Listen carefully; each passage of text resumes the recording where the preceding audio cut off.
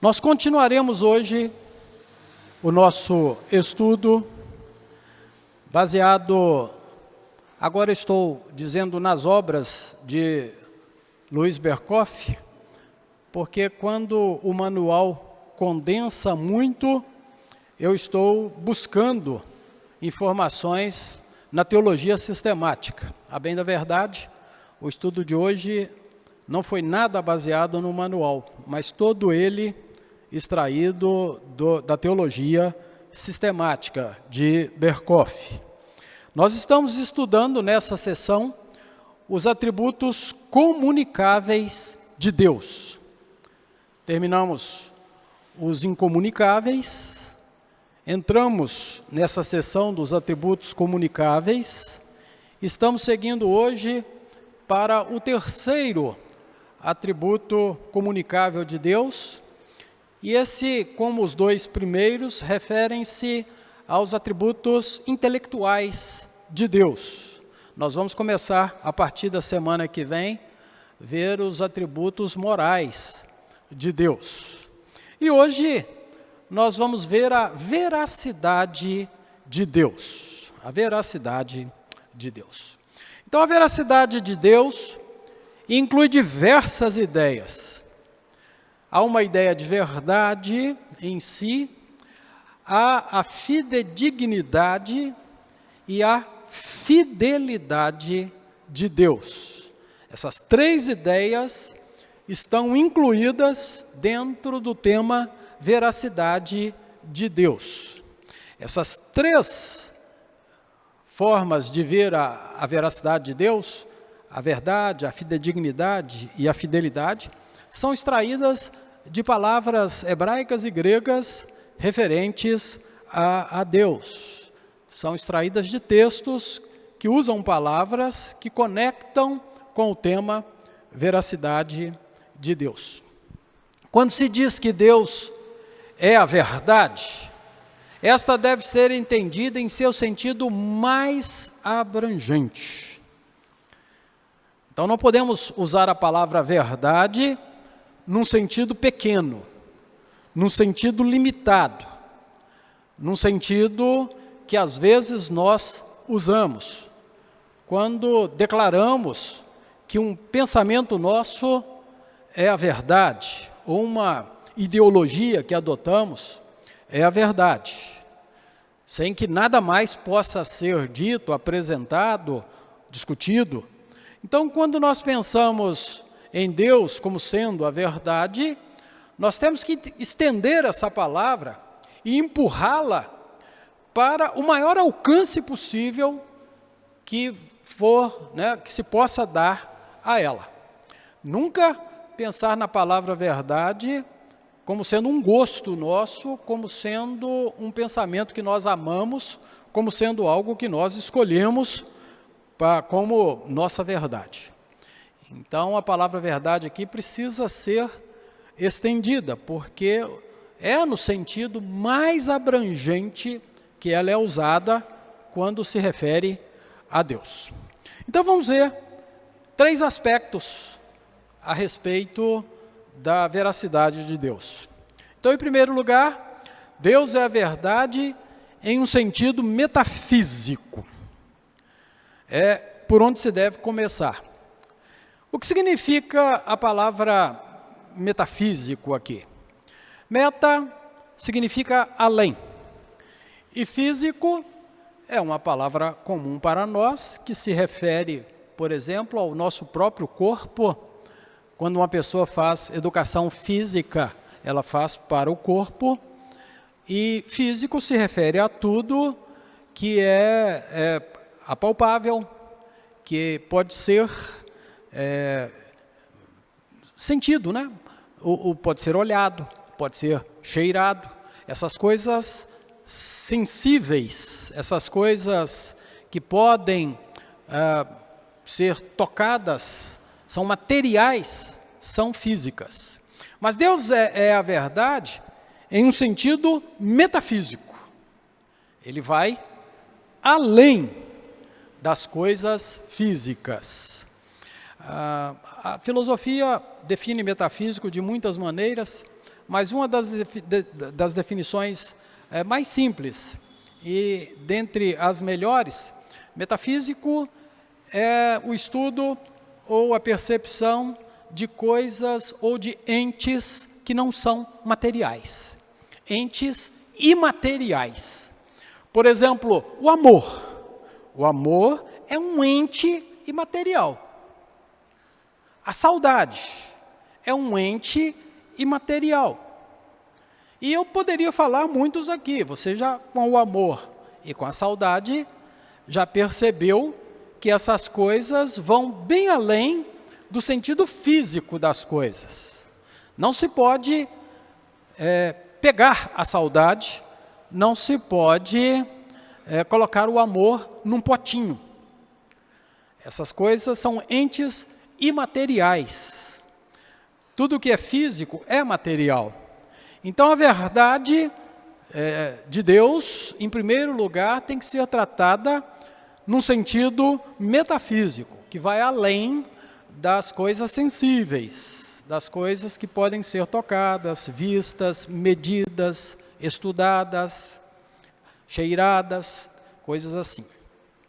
Isso quer dizer que em Deus, a ideia da divindade se concretiza perfeitamente. A ideia de divindade e da verdade de Deus ser o único e verdadeiro Deus, não é algo que está dentro do nosso alcance de apalpar, tocar, medir ou descrever. Por isso que a verdade de Deus é metafísica. Ela vai concretizar, tornar verdadeiro fora da física, fora da matéria, num ente espiritual e não num ente material, a verdade. Deus, é tudo que, como Deus, ele deveria ser. Em momento algum, Deus é limitado, pequeno ou menor do que um Deus verdadeiro deveria ser. E como tal, distingue-se de todos os deuses. E eu gosto dessa frase do Berkhof, assim chamados. Porque eles não são verdadeiros. Eles não são deuses no sentido exato da palavra. Eles não têm uma verdade metafísica. A maioria deles, inclusive, estão totalmente presos dentro de uma verdade física. Santo Antônio, quando é colocado de cabeça para baixo dentro de um balde com água, ato de uma mulher revoltada com ele porque ele não arrumou para ela um casamento, tudo isso é altamente físico. A imagem tem altura, tem peso, a imagem tem cor, a imagem pode ser manipulada pela mão de uma pessoa e a imagem pode ser, inclusive, locomovida de um altar ou um oratório para dentro de um balde com água de cabeça para baixo. Isso não é nada metafísico, é completamente físico. Então, Deus não se encaixa nesse padrão. Quando falamos de verdade de Deus, ou dizendo que Deus é verdadeiro, é no sentido metafísico, porque Ele é tudo que um Deus deveria ser, e Ele tem tudo que um Deus deveria ter. Agora, os outros deuses, assim chamados, que na verdade são ídolos, eles são chamados pela Bíblia de ídolos, nulidades e mentiras. Eles não são verdadeiros, não há veracidade nesses assim chamados deuses. Só Deus é o Deus verdadeiro. Veja esses textos. Porque todos os deuses dos povos não passam de ídolos. É o que eles conseguem ser. É até onde eles chegam. Não passa disso. Daí para frente eles não vão. Eles ficam na categoria de ídolos. Já o Senhor, porém, fez os céus. É o Deus verdadeiro que criou todas as coisas. Salmo 97, 7. Sejam confundidos todos os que servem a imagens de escultura, os que se gloriam de ídolos. Prostrem-se diante dele todos os deuses. Há uma primeira parte no versículo e há uma segunda parte.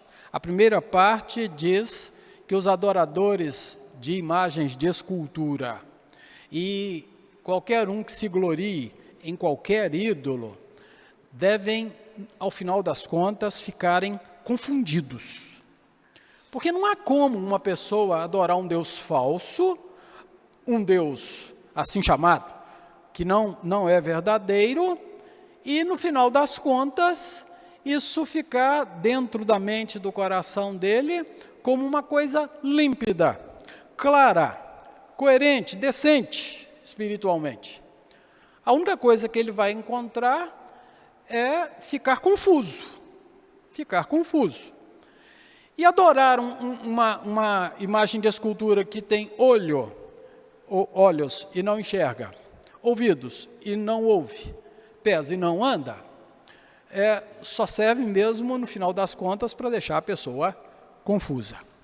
A segunda parte do versículo, ela já parte para uma declaração dizendo que o Senhor é verdadeiro, fica subentendido isso, de tal modo verdadeiro, metafisicamente falando, sendo ele a verdade no sentido de que tudo que um Deus tem que ser e tudo que um Deus tem que fazer, ele tem em si essa qualidade. Então, diante dele, do verdadeiro Senhor, esses deuses que são mentira, falsidade e nulidade, e que confundem ou deixam pelo menos as pessoas confundidas com tudo aquilo, esses deuses têm que se prostrar diante do Senhor, tem que adorá-lo. Salmo 115, 4 a 6, nós lemos aqui hoje, né? Prata e ouro são os ídolos deles, obra das mãos de homens. Tem boca e não falam, tem olhos e não veem, tem ouvidos e não ouvem, tem nariz e não cheiram. Também, Isaías 44, 10. Uma pergunta. Mas não é pergunta no sentido de que quem está fazendo não sabe alguma coisa e está desejoso de uma resposta e por isso pergunta para que seja orientado pela resposta. É uma pergunta que tem um certo grau até de ironia, né? É uma pergunta do tipo que você faz quando chega, por exemplo, vamos pensar em casa, e foi feita alguma coisa lá, e você quer dizer que aquilo foi mal feito, ou que somente uma pessoa de baixa inteligência faria aquilo, ou que aquilo não tem sentido nem lógica.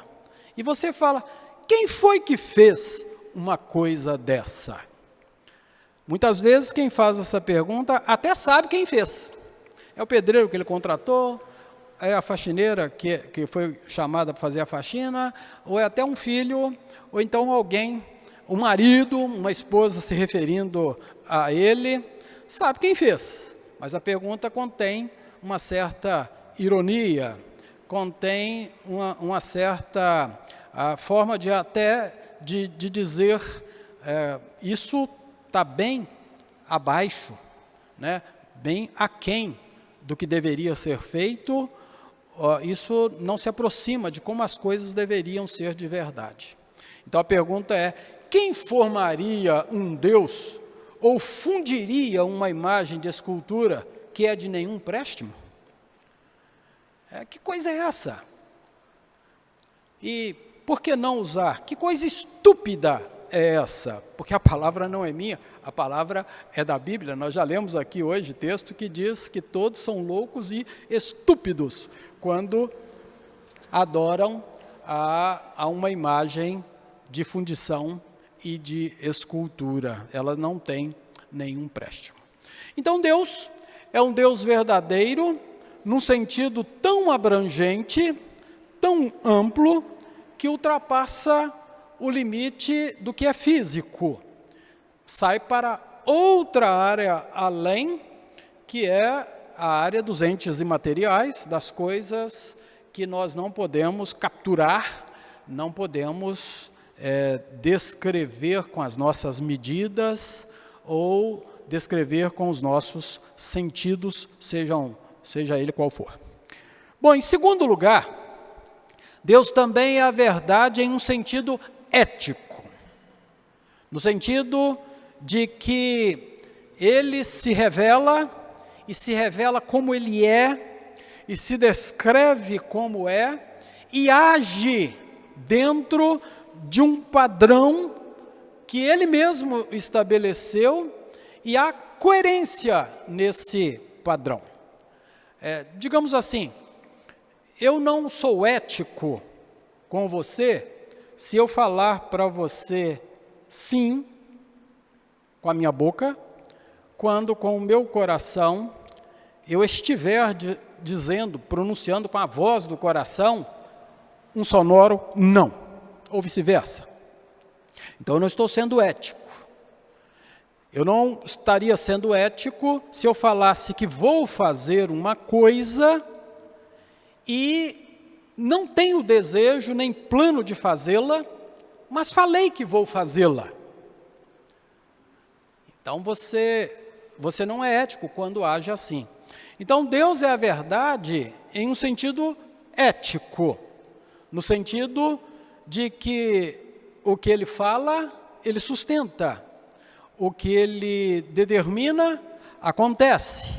E o que Ele promete, Ele vai fazer, realizar.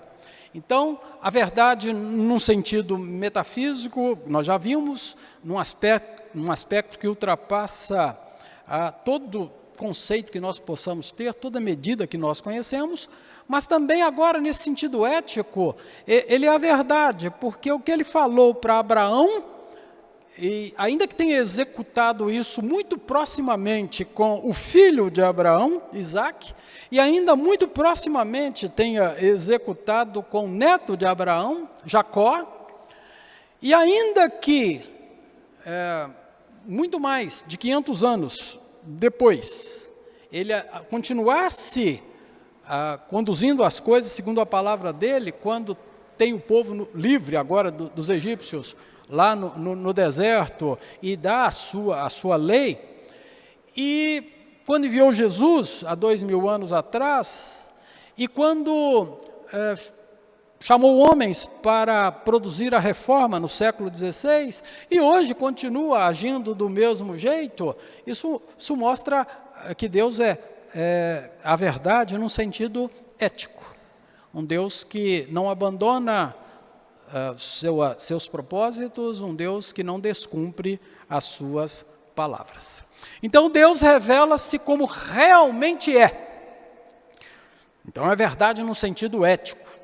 Ele não se revela com máscaras, com capas, escondendo, ainda que mantenha mistérios, ele não esconde coisas no sentido de mentir. Então ele se revela como realmente é, de modo que a sua revelação é absolutamente confiável. Em nenhum momento ninguém poderá dizer, Deus falou de si estas coisas, mas ao final nós vimos que não era bem do jeito que Ele falou. Isso não é possível, porque Deus é verdade e há uma característica ética na verdade dEle. Por isso, tudo o que Ele revelou é absolutamente, 100%, sem nenhuma restrição, sem nenhuma limitação, é absolutamente confiável. Veja alguns textos.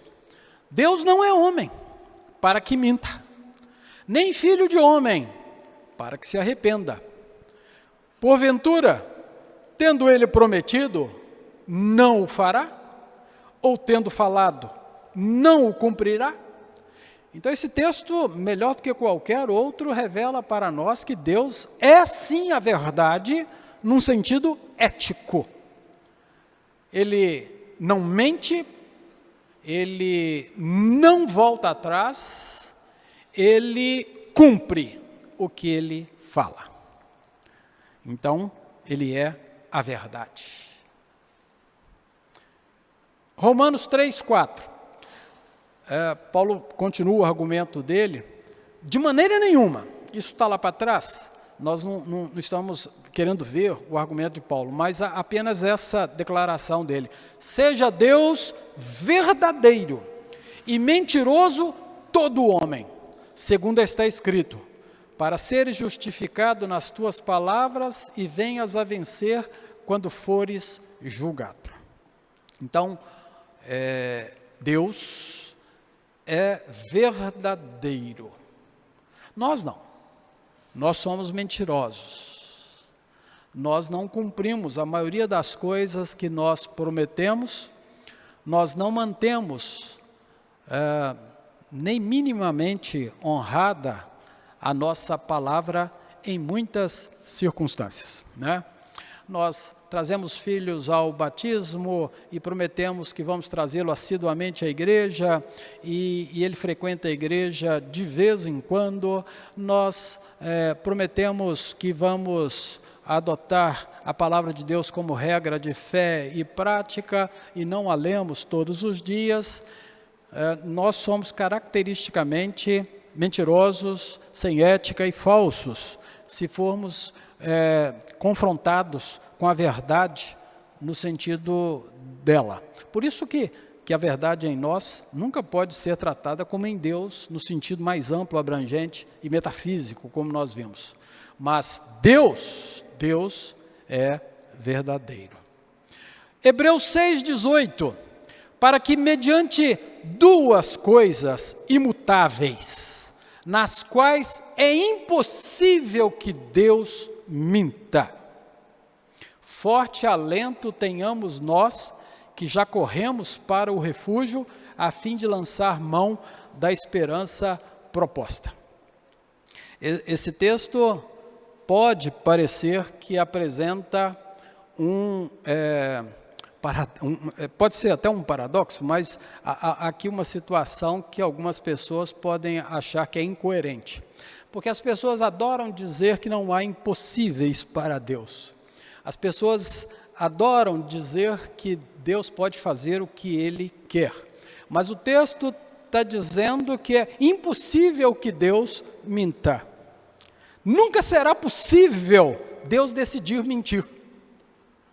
Isso é impossível, porque Ele é a verdade no sentido ético, 100% confiável.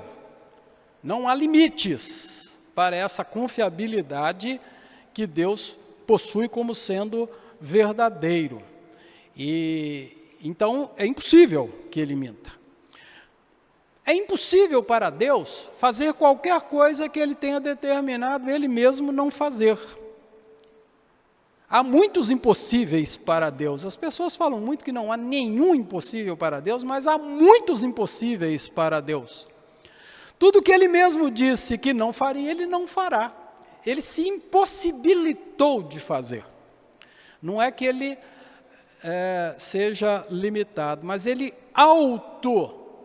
na sua sabedoria, né, nós já vimos a diferença entre conhecimento de Deus e sabedoria de Deus, no uso do seu conhecimento com a aplicação da sua sabedoria, Ele disse, eu não farei isso. E uma das coisas que Ele disse que não fará, que é impossível que Ele faça um dia, é mentir. E isso dá muito alento para nós. Isso deveria ser um pensamento muito poderoso no nosso coração, porque às vezes as pessoas querem alento pelo que Deus pode fazer, pelo que é possível que Ele faça, mas o autor de Hebreus está dizendo que há um alento, há uma força que pode surgir dentro de nós quando nós pensamos num dos impossíveis de Deus, que é mentir.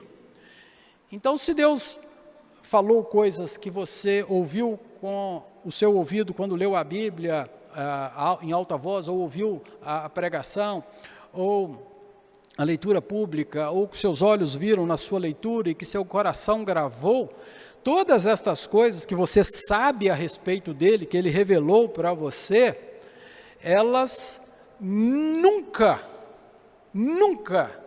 voltarão atrás ou deixarão de ser, porque é impossível que ele minta. Então, isso é um refúgio para nós, é um lugar seguro, é onde nós podemos encontrar uma profunda esperança. Se está sem esperança nenhuma, é só lançar mão e pegar esperança nessa impossibilidade de Deus um dia mentir, porque Ele é verdadeiro e Ele não mente. Bom, no terceiro sentido, Deus é verdade em um sentido lógico, porque quando nós falamos em verdade no sentido metafísico, nós jogamos a coisa para bem além de tudo que nos é mais familiar, de tudo que nós podemos, como eu disse, medir, sentir, né? As coisas, quando vão para o metafísico, ou para os entes não materiais, elas podem ficar difíceis para nós.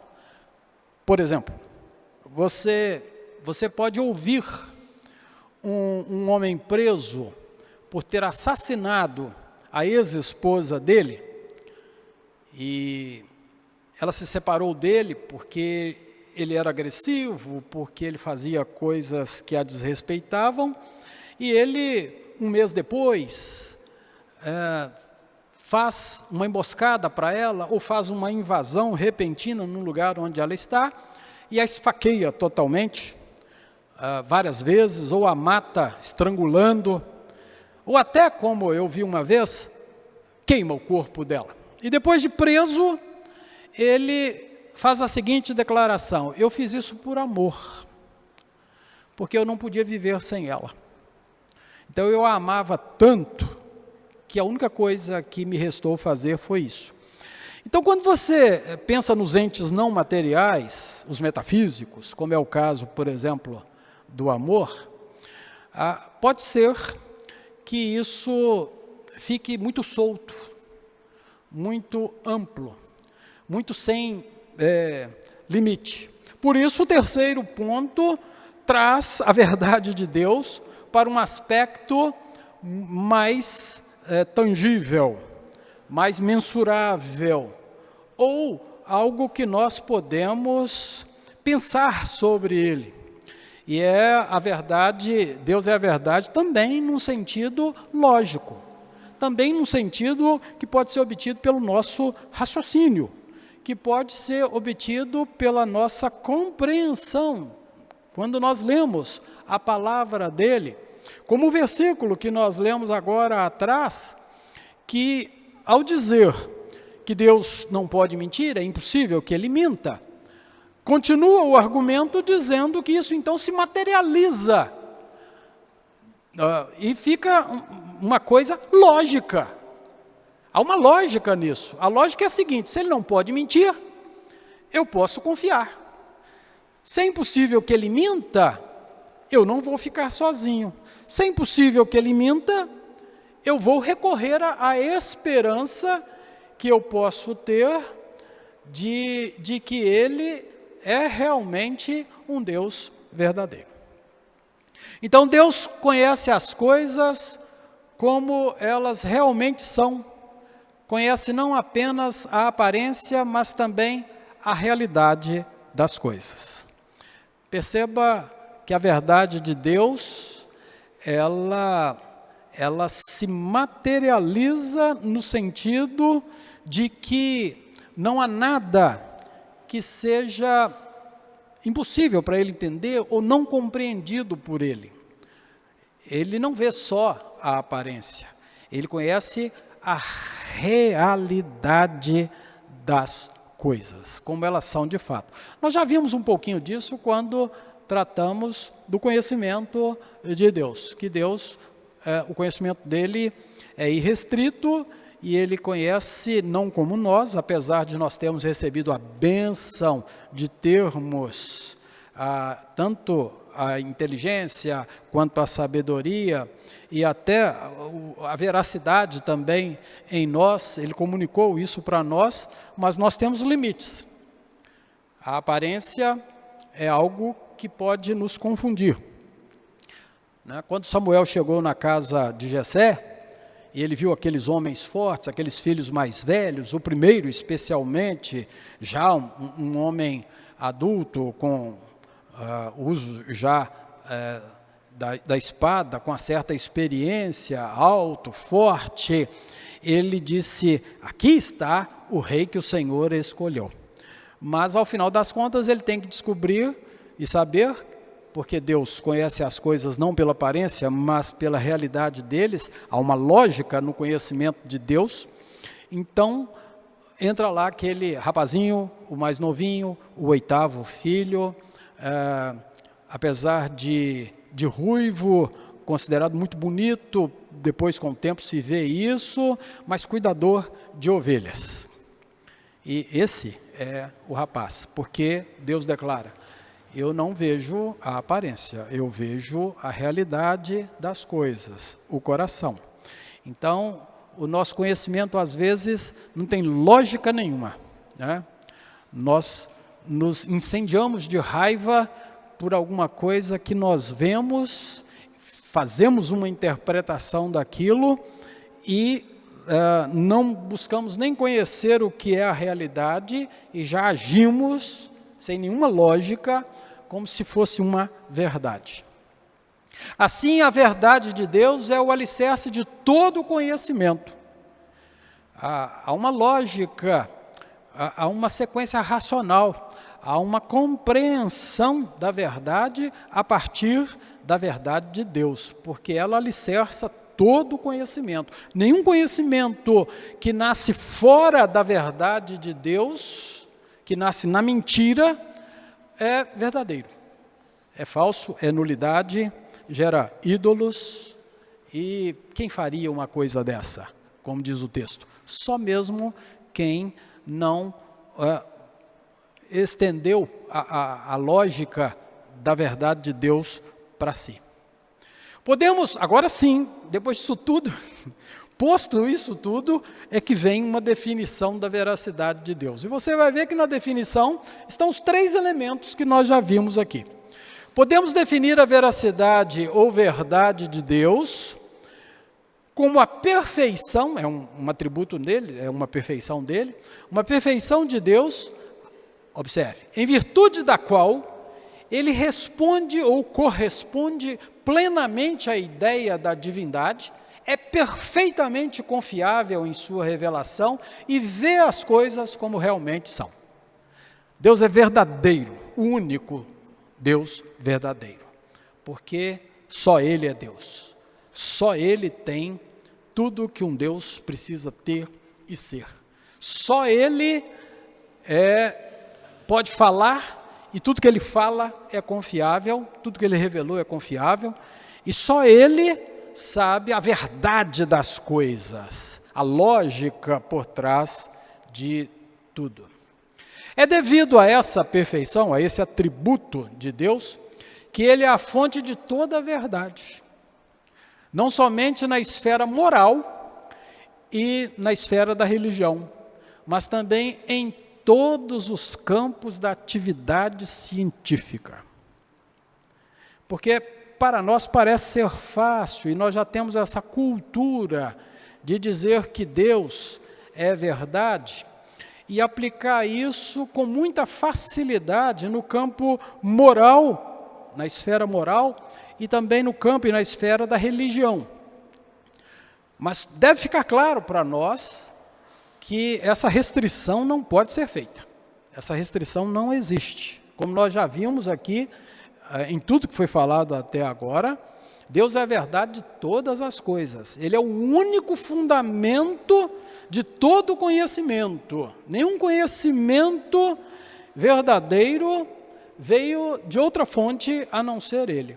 E isso serve para tudo que o homem faz, para tudo que o homem conhece, para tudo que o homem desenvolva, para tudo que vier a acontecer, seja extensão de tecnologia ao extremo, muito além do que nós já alcançamos, seja conquistas não somente planetárias, mas extraplanetárias e estratosféricas, seja o que for, toda atividade, mesmo e profundamente científica, ela só será boa se essa atividade científica tiver como base a verdade de Deus. Porque a verdade de Deus não precisa ser admitida. Ela, lembra, é metafísica. Ela é um ente imaterial e ela não depende da aprovação de ninguém. Ela é real por si só. Veja alguns textos. Todas as veredas do Senhor são misericórdia e verdade para os que guardam a sua aliança e os seus testemunhos. É bem verdade que somente as pessoas que guardam os testemunhos e a aliança do Senhor é que vão entender, ou saber, ou sentir, ainda que seja metafísico, mas numa lógica e numa impulsão também da ética de Deus, vão entender que tudo que Ele é, tudo que Ele faz, todos os caminhos que Ele estabelece, as veredas ditadas por Ele, são todas misericórdia e verdade. 1 de João 5,20. Também sabemos que o Filho de Deus é vindo e nos tem dado entendimento para reconhecermos o verdadeiro. E estamos no verdadeiro, em seu Filho, Jesus Cristo. Este é o verdadeiro Deus e a vida eterna. João abusou, né? Do sentido aqui de verdadeiro e verdade. Foi em cada sentença usando a ideia. Então, Jesus, Ele nos tem dado o entendimento. Nós, em Jesus, que é a revelação num sentido muito amplo de Deus, nele nós recebemos o entendimento.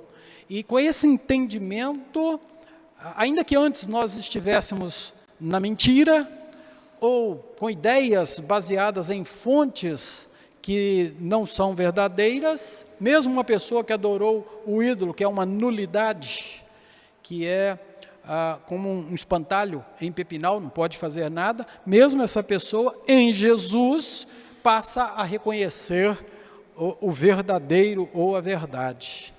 E fica nessa verdade, fica ambientado por ela, e Jesus é o verdadeiro Deus e a vida eterna. Mas há ainda outro aspecto dessa perfeição divina, né? A sua veracidade, e um aspecto sempre considerado da maior importância, porque tudo que nós falamos até agora não dá para simplesmente encerrar, sem ir para esse aspecto da perfeição divina, da sua veracidade, que é de extrema importância, que é a sua fidelidade, a fidelidade de Deus. Esse aspecto geralmente se lhe chama fidelidade, em virtude da qual Ele está sempre atento à sua aliança e cumpre todas as promessas que fez ao seu povo. Isso também é um aspecto no qual nós podemos dizer, Deus é verdadeiro, Ele é a verdade, porque Ele expressa isso por meio da fidelidade dEle. E a fidelidade dEle é a sua atenção que Ele dá à sua aliança, a aliança que Ele fez conosco. E Ele, nessa atenção verdadeira que ele dá às coisas, ele cumpre todas as promessas que fez ao seu povo. Então a fidelidade de Deus é quando Deus aparece para Abraão numa coluna de fogo, depois de Abraão ter matado aqueles animais e colocado as bandas, as metades deles, uma de um lado, outra banda do outro, e formado aquele corredor que se fez entre as bandas, e o Senhor passa ali, numa demonstração teofânica de fogo, e fala: Abraão, você vai ser informado agora, que os seus descendentes, que serão numerosos como a areia do mar e as estrelas do céu, eles passarão 400 anos como escravos numa terra estranha. Porém, quando der os 400 anos, eu mesmo virei e os livrarei. E ainda vou corrigir ou dar retribuição ou pagamento para a nação que virá fazer isso com eles. Então Deus se aliançou. A aliança que nós falamos aqui é muito mais, mesmo o testamento, a aliança de Deus de um modo geral. Mas num pequeno compromisso ali com Abraão, que faz parte da grande aliança, Deus se aliançou. E disse, 400 anos. 400 anos. A fidelidade dele, depois que ele se afiançou com isso, ele faz cumprir, vigia. Como diz o que Berkhoff fala, cumpre todas as promessas. Então, se porventura um grande líder, carismático ao extremo, forte, capaz de reunir o povo, depois de 200 anos de escravidão, reunisse os melhores e mais inteligentes dentre os escravos de Israel e dissesse: vamos fazer uma rebelião, vamos sair daqui, vamos libertar o nosso povo. Deus, porque é fiel, sim, porque é fiel, diria: não, eu disse 400 anos. Então, todas as promessas que ele fez, ele faz cumprir. Eu estou dando esse exemplo porque as pessoas têm tendência a falar de promessa de Deus como se fosse só coisa boa, agradável. Por exemplo, Deus fez uma aliança com o seu povo dizendo: se vocês não me obedecerem, vocês vão para o exílio. E foram para o exílio. Deixa eu terminar aqui. Essa fidelidade de Deus é de máxima significação prática para nós. Quando nós pensamos em Deus como verdadeiro e fiel, isso tem um significado que no nosso dia a dia, na nossa prática, para nós, o povo dele, funciona de um jeito tal que nós somos abençoados todos os dias. A fidelidade de Deus é a base da nossa confiança, o fundamento da nossa esperança e a causa do nosso regozijo. É o que Paulo, melhor dizendo, foi Hebreus, o autor de Hebreus disse, quando ele fala: é impossível que Deus minta, forte alento nós podemos ter. Então você pode, pelo fato de Deus não mentir e ser fiel, e controlar a aliança, e controlar o que ele falou e o cumprimento do que ele fala, isso então me enche de esperança e me dá regozijo. A fidelidade de Deus nos salva do desespero ao qual a nossa própria infidelidade facilmente nos poderia levar. Então, o socorro que nós temos o tempo todo é a fidelidade de Deus.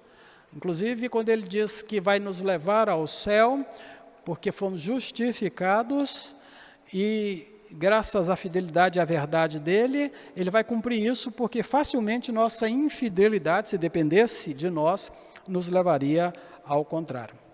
Então a fidelidade de Deus nos dá coragem para prosseguirmos a despeito de todos os nossos fracassos e enche os nossos corações de jubilosas antecipações, mesmo quando estamos profundamente cônscios do fato de que perdemos o direito a todas as bênçãos de Deus. Jubilosas antecipações. Por exemplo, pensar que nós vamos entrar, como nós cantamos hoje, pelas portas das mansões celestiais. Veja esses textos. Saberás, pois, que o Senhor teu Deus é Deus, o Deus fiel, que guarda a aliança e a misericórdia até 1000 gerações aos que o amam e cumprem os seus mandamentos. Olha essa fidelidade. 1000 gerações. 1000 gerações. A fidelidade de Deus, porque Ele é verdadeiro. Mas jamais retirarei dele a minha bondade, nem desmentirei a minha fidelidade. É Deus dizendo, jamais a bondade dele será retirada, ou a fidelidade dele será desmentida. Assim diz o Senhor, o Redentor e Santo de Israel, ao que é desprezado, que é o que acontece às vezes conosco, ao aborrecido das nações, ao servo dos tiranos. Os reis o verão e os príncipes se levantarão, e eles te adorarão por amor do Senhor. Por quê? Porque o Senhor é fiel, e do Santo de Israel que escolheu. Então o Senhor é fiel. Hebreus 6,18, voltando no texto, que nós já lemos aqui, para que mediante duas coisas imutáveis, nas quais é impossível que Deus minta, forte alento tenhamos nós, que já corremos para o refúgio, e nós corremos para o refúgio porque Deus é fiel e não pode mentir, e lá nós encontramos a esperança que Deus propõe para nós. E, por fim, o último texto, 2 Timóteo 2,13. Se somos infiéis, Ele permanece fiel. Há muitas pessoas que usam muito o argumento de que a nossa infidelidade suspende a fidelidade de Deus. E que Deus só pode ser fiel com quem é fiel. E todo infiel recebe também de Deus, não a fidelidade dele. Mas o forte alento de esperança de um Deus que não mente, e ele disse que até quando nós formos infiéis, ele permanecerá fiel conosco, faz com que nós possamos ter essa esperança. Se somos infiéis, ele permanece fiel, pois de maneira nenhuma pode negar-se a si mesmo. Ele nunca pode negar-se a si mesmo. Um Deus verdadeiro, o único Deus verdadeiro. Então, no próximo estudo, nós vamos entrar agora nas perfeições de Deus, os atributos comunicáveis dele, mas entrando na seção que vai discutir os atributos morais de Deus.